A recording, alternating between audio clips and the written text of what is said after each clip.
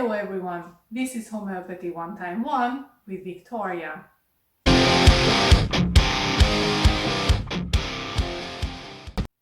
In this video I will talk about headaches and how to treat it.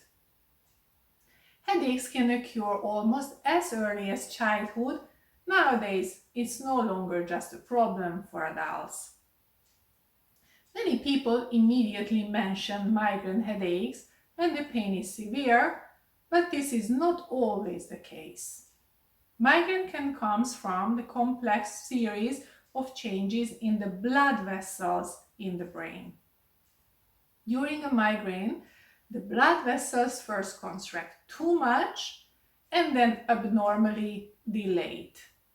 This sequence of shrinkage and dilation affects the blood vessels on one side of the head more intensively, and it's often particularly expressed in the particular area of the brain.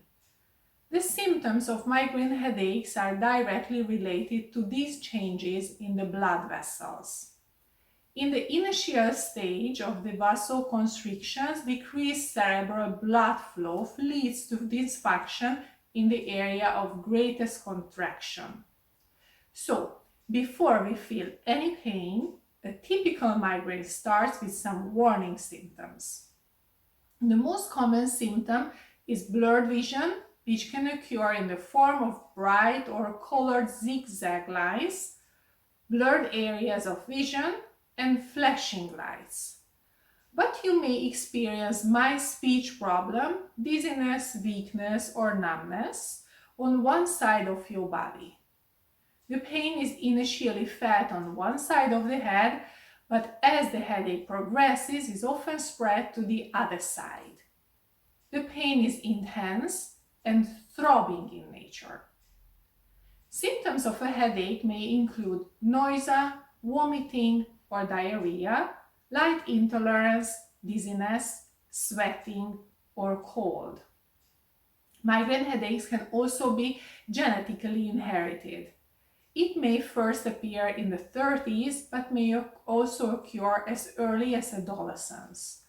Hormonal changes in puberty very often cause this problem. But most often, migraine headaches are triggered by psychology of stress and begin when the stress is relieved. Stressors that lead to migraines often include fasting, too much sleep, strong lights, and fluctuation in hormone levels, including menstruation. Food and beverage includes nuts, chocolate, coffee, cheese, citrus, and alcohol can also trigger migraines. The recurrent headache is already considered a chronic headache for which structural treatment is recommended. But now let's have a look at what agent we can choose to eliminate our headaches. If the pain begins very intensively and is characterized by a throbbing, exploding sensation, we are sensitive to light, sounds, touch, or strong odors. The pain is typically felt in the forehead, which can radiate to the back of the head.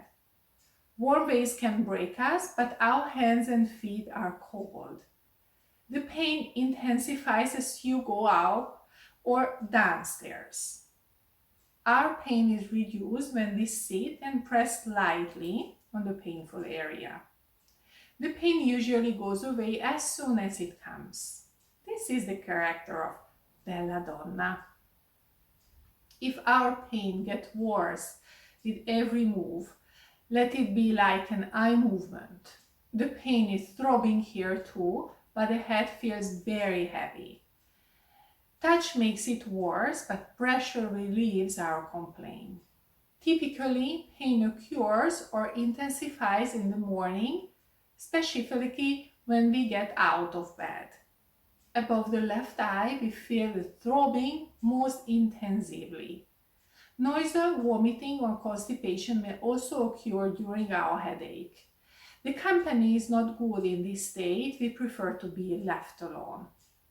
If you experience these symptoms, think of bryonia.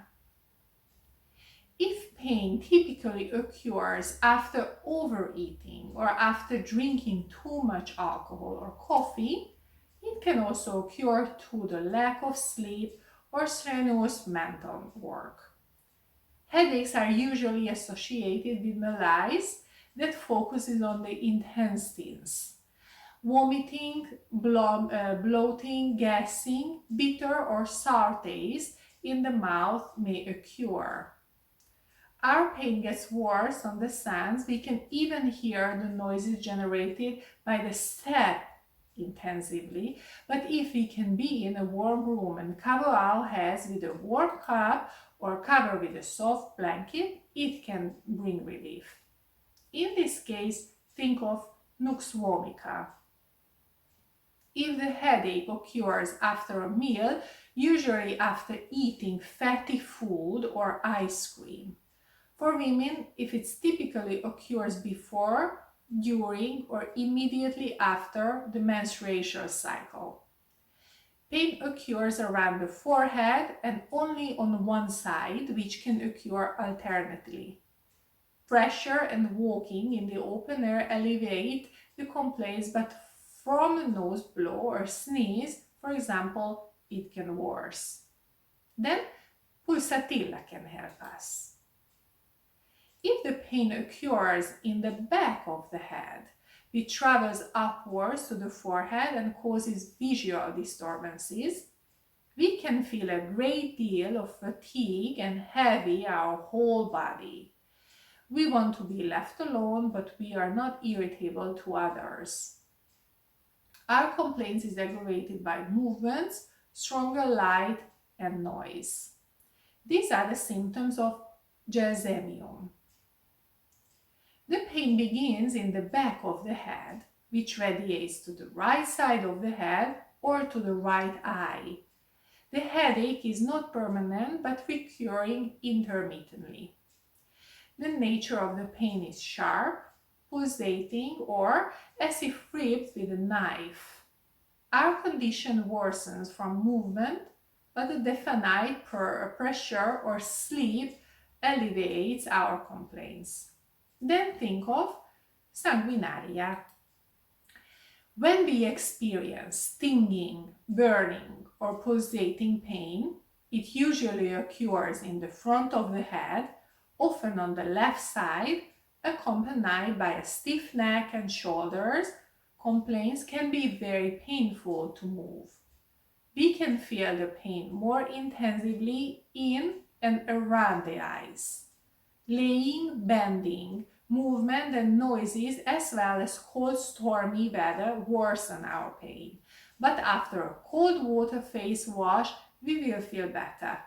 Then Spigelia can be our life belt.